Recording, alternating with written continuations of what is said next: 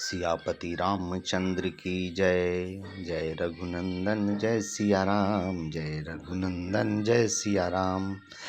पृथ्वी पर क्षत्रियों का दो कुल हुआ, सूर्यवंश चंद्रवंश। सूर्यवंश में राजा इक्ष्वाकु और रघुवंश हुए। राजा रघु के नाम से आगे चल के इक्ष्वाकु वंश रघुवंश कहलाया। उसी तरह चंद्रवंश में भी तीन विभक्त हुए। चंद्रवंश में हुए सोमवंश और कुरुवंश।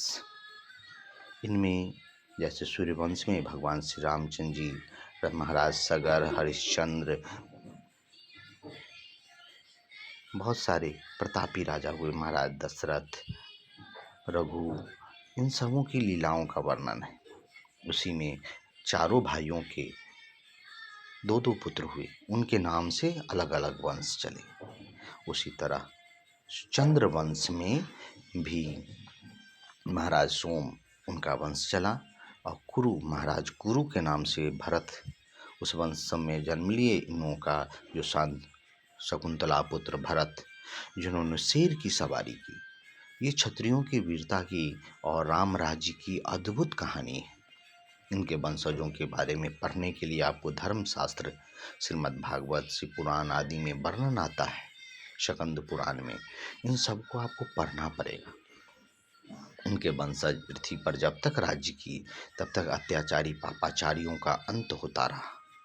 ये सारे आगे चल के वंश बहुत प्रकार से विभक्त होते गए। जो जो प्रतापी राजा लोग हुए, अपने नाम से भी वंश चलाए। क्षत्रिय कुल का खंडन होता चला गया, लेकिन पृथ्वी, सूर्य कुल और चंद्र कुल दो ही वंश हैं। सब किसी न किसी माध्यम से सूर्य कुल और चंद्र कुल से ही जुड़े हुए हैं। सूर्य कुल, चंद्र कुल, जो सूर्यदेव और चंद्रदेव कश्यप ऋषि के वंशज हैं।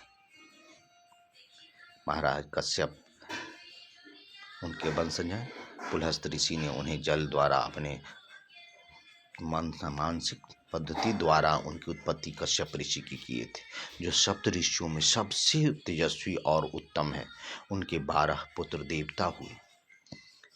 माता अदिति के पुत्र देवता हुए और माता दिति के पुत्र सब राक्षस हुए।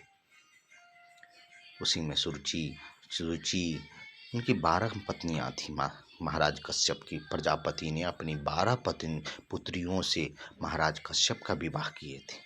उन्हीं के द्वारा पृथ्वी पर अनेक वंश चले। मनु शत्रुपा से भी चले और उनके सप्त ऋषियों से भी, प्रजापति से, यही सब वंश पृथ्वी पर असंख्य बहुत सारे वंश की उत्पत्ति हुई।